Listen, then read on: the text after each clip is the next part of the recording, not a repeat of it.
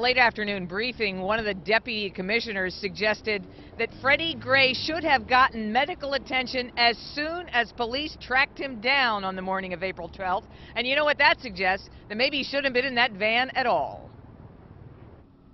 I walked the entire route yesterday. It's a foot chase that's not a short one. It goes through several streets, several housing complexes, and eventually ends up along the 1700 block of Pressbury, and that's where the apprehension of Freddie Gray occurred. And quite frankly, that's exactly where Freddie Gray should have received medical attention, and he did not.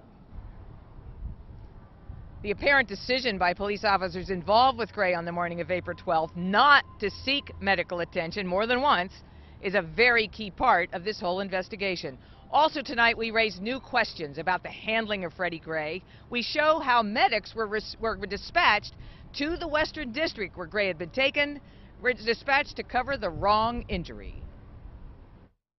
The call for a medic for Freddie Gray came 40 minutes after he was loaded into a police van the morning of April 12th. Unknown is the exact time of his injury.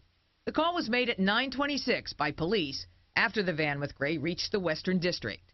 Gray was unresponsive at that point, but that is not the injury paramedics were expecting to find.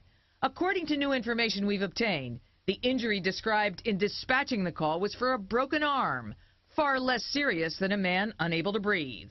The medic unit arrived at the Western District at 9:33, but without the fire engine and extra manpower usually dispatched with a more serious call. 3 minutes later, at 9:36, after the medics reached Gray, still in the van, the medics called for the extra support, describing Gray as non-breathing. What happened? The call for Gray may have been confused with a call 5 minutes earlier from police for a person with a broken arm at Pennsylvania and North Avenues. That is the previous stop the police van had made that morning to pick up a second prisoner. It is not clear how a mix-up may have happened. What is clear, every second matters in a severe spinal cord injury. Once paramedics realized the seriousness of the injury, they scrambled to get Gray's heart beating again, according to sources. He did have a pulse, sources say, when he reached shock trauma. He died a week later. Also at that briefing that just wrapped up a short time ago, Police Commissioner Anthony Batts clarified that May 1st deadline he initially set for this investigation, for the police investigation. Today, he said in clarifying that does not mean the investigation will end at that time. Reporting live tonight from police headquarters, I'm Jane Miller, WBAL TV 11 News.